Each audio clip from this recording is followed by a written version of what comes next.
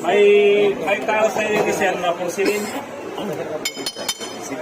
Para maputasan mo to sir, gamit ka ng R24 Plus tubig. Paglitan sir. So yung speed mo sir, naka-high and low lang.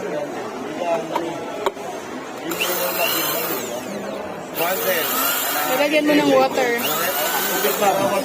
Kasi hayaan mo siya magbutas ka tapos magbabaga yung porcelain bang yung baga, transfer sa drill bit mo, sira siya. Even ganun kagaling yung drill bit, diba? So, pag may ganun ka nakalaki ng butas, ma'am, kahit ka pito, hindi mo nasundan ng ano, mas malaki, 6 mm, 10 mm. Ganun pa rin. Kita nyo yung... Bilis lang. So, yung drill bit natin, kahit na ibutas